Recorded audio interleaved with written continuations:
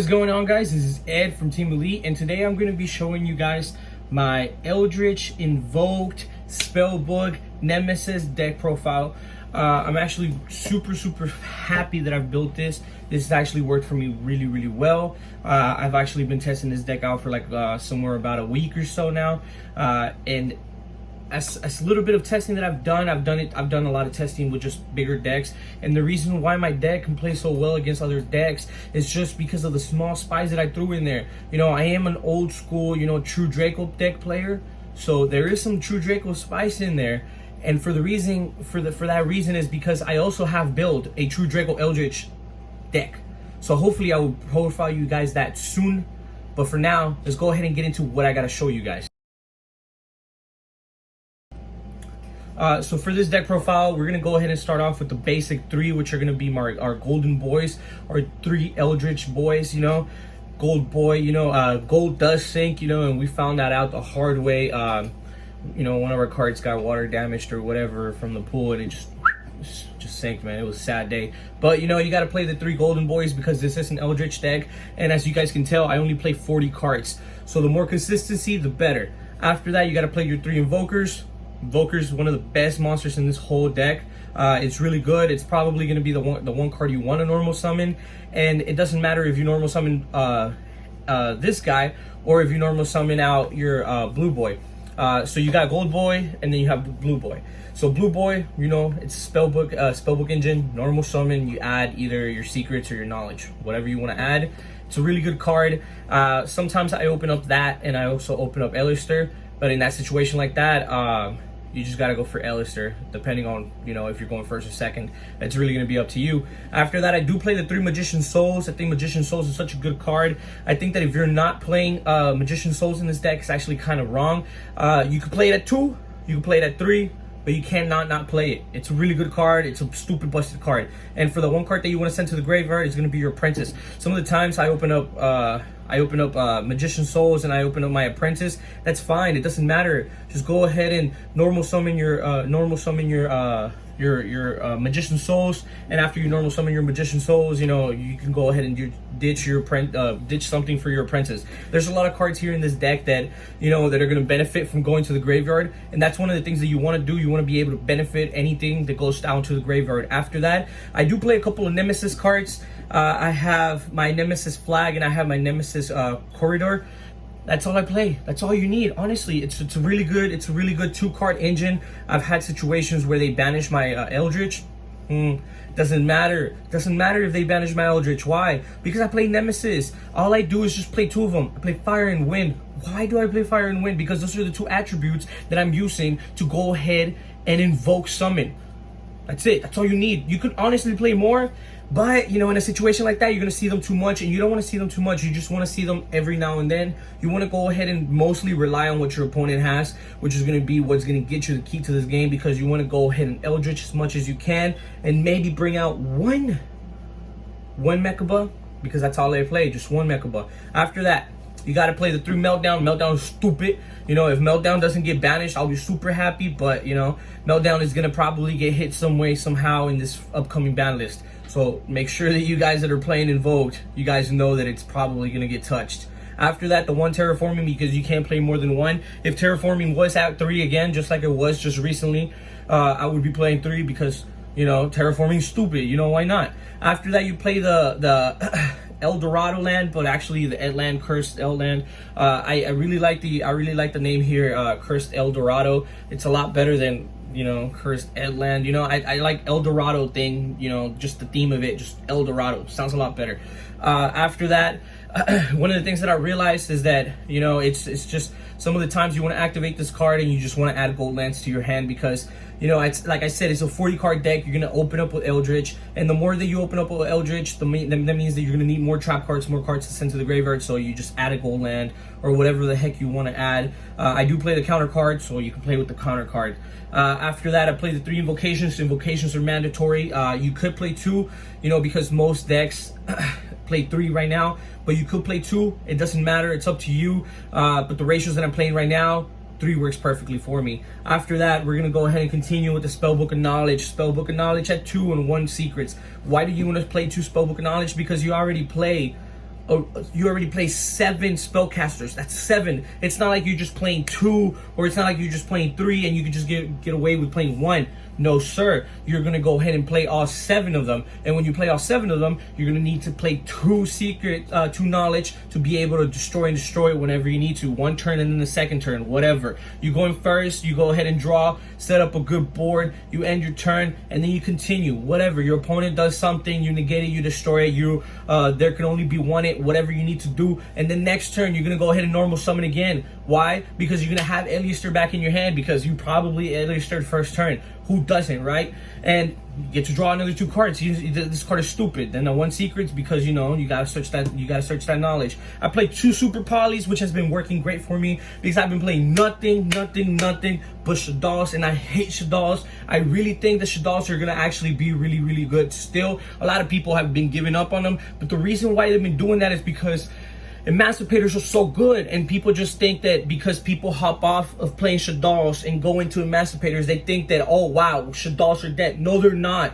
Shaddolls are still going and they're still thriving, and just 3 super polys and 3 invocations, El Shaddol fusion, like that's stupid. Like I just don't get it. Like, people are not gonna go ahead and hop off of that deck so easily. Only the people who bandwagon on top tier decks are gonna do that, or people who actually really enjoy the Emancipator deck. Because let's not lie, the deck is really fun. The deck is stupid fun. But some people just do it because, like, hey, this is the top deck, I want to be playing top deck. And other people actually do it because they like it, right? After that, we're gonna go ahead and play the 1 upstart because you want to play 39 cards, you don't want to play 40, right? After that, you get the 3 Conquistador. One of the best cards in here. Go ahead and activate it. You special summon, you pop a card on the field if you control your zombie, right? How good is that? It's dumb. Let's go ahead and continue. You got to play 3 of the Scarlets. They're called Red Splatters over here, but their actual name is Scarlet Sanguine. Sanguine's an ugly name. I just call them Scarlets. There you go. You got to play 3 Scarlets because you want to special summon. After that, you got to play the Golden Land Forever. I actually like that name. I'm down with that. Golden Land Forever. And then I played 3. There can only be 1, or how they're actually written down here, Sensor Differentiation. You know, that good stuff, right? But 3, there can only be 1. Such a good card, man. I'm a true Draco player, and bringing this into this deck is so good. Why? Because you control 1 spellcaster, you control 1 zombie, and then you bring out any 1 fusion summon, and that's all you need, right? You're not gonna have a spellcaster on your field at all times. Go ahead and just get rid of it with knowledge. With knowledge, draw your 2 cards, right? After that, you're going to go ahead and continue. You're going to always have that 1 zombie. You can link them away.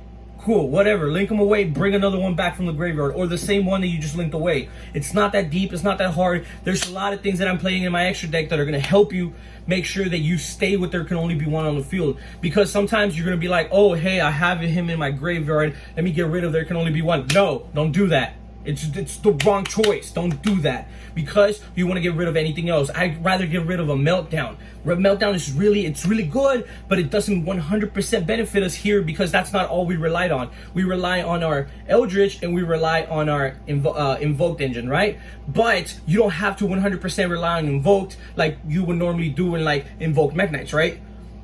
Exactly. Let's go ahead and continue. After that, I play the 1 Metaverse and the 1 Metaverse only. That's all you really need. Metaverse, if it was at 3, I'll be playing it at 3 just like I was when it was at 3. I was that one guy playing the 3 Terraformings, the 3 Field Spells of Diagram, and then the 3 Metaverse. Wow.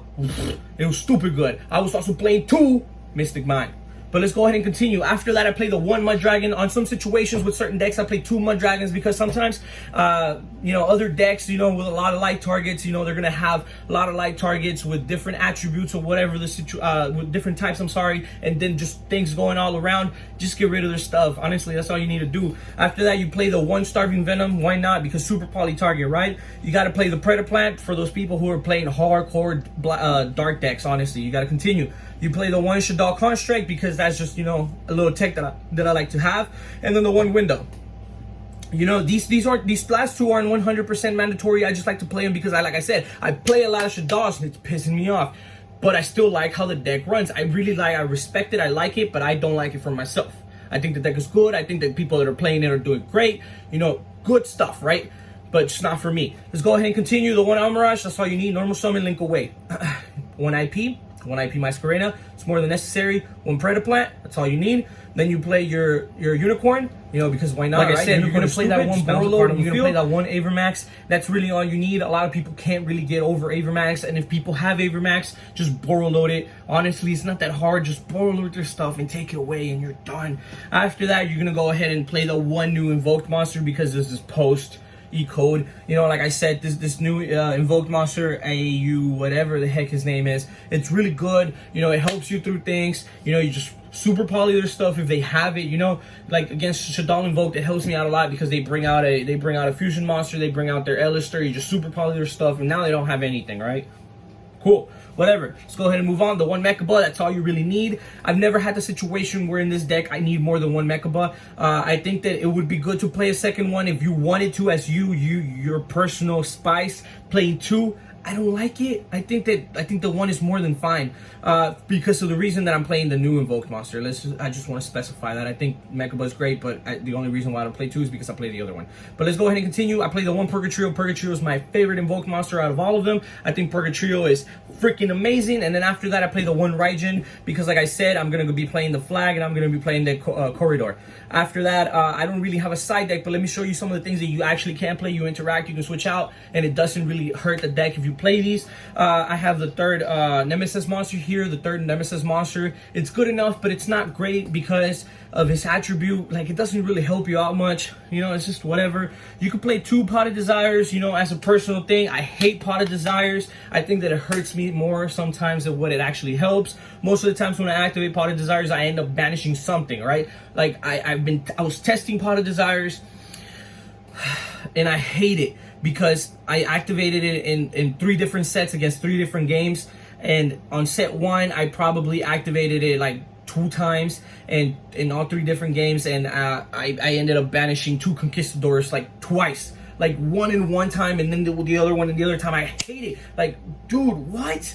Sucks, dude. After that, Card of the Mice. Card of the Mice is a really, really good card, even though it's at 1. I think that even being at 1 in this deck, it doesn't really hurt you because you're going to set all your back row down. You're going to have all your monsters. And if you have an Eldritch in your hand and you don't have a way to get rid of it, you're going to go ahead and activate that Card of the Mice, right? Yeah, just get 2. It doesn't matter. Just add those 2. But those are 2 free cards, right? 2 free cards. Add those to your hand. You set them, you activate them, whatever you need to do to be able to get that going. Or, you know, if it's just extra stuff, just set them, and then just go ahead and end your turn and send the Eldritch to the graveyard. It's not gonna hurt. If you have an Eldritch in your hand and you can't get rid of it, what are you gonna do? Just Card of the Mice and let it get sent to the graveyard. Why? Because then that means you're gonna be able to activate its effect on the next turn. It's not that difficult. This monster right here, the Eldlich Link monster, so such a good monster. Sometimes I switch him out depending on the opponent that I'm playing. If I'm playing something like, you know, that doesn't really require me to super poly them, I'll take out my super poly targets and I'll bring in my artifact stuff. I'll take out the 2 super polys, and if and if I can't or I don't need to like play, you know, there can only be 1, I switch out those 5 cards or maybe 4 of those, and then I'll just put in these 4, and then I'll take out a Predator Plant and I'll put in my Eldlich. So those are the reasons why I'm showing you those cards. I don't think that that's an exact side deck, but I'm just showing you guys that those are cards that you can play, and those are cards that I recommend you to try out. Necessarily, I just think that this deck is great. I just think that this deck, I think anything right now that you guys are throwing in with Eldritch is gonna work, for the reasons being that most decks that normal summon, or most decks that are just a hardcore normal summon deck, are gonna help you out a lot. But I think that in a situation where you would have like my Mech Knight Invoked, in my Mech Knight Invoked, I can't get it to work. I just don't like it. It's just something that I'm not with. I've made it work with True Draco Eldritch. True Draco Eldritch is stupid, spicy. Like, you guys have to try it out. It's really fun. It's really good. So please try it out and tell me what you guys think about that. So that was my deck profile, guys. This was Ed from Team Elite. Hope you guys enjoy. Make sure you guys look out for a True Draco Eldritch, which is gonna be coming soon, and it's gonna be in this style format, for the reason being that I personally don't own any of the 3 Eldritch monsters. No gold boys. I have the whole core, everything else, which is this cheap stuff, but I don't have the golden boys. So I'm either waiting for my boy to let me borrow his 3 gold boys so I can do my True Draco, because if I'm gonna do True Draco, I'd rather do it in cards. But if I can't get him, or he can't come through one of these days during this week, I'm just gonna go ahead and record it. I'm gonna do it on this. I'm gonna do it on this format. So hopefully you guys liked and enjoyed what I did here. If you didn't, just let me know what you think I could tweak on this deck. There is a lot of ideas. There's a lot of stuff you can do with this deck. So if you have something better, just let me know what's up. Have a great night, guys.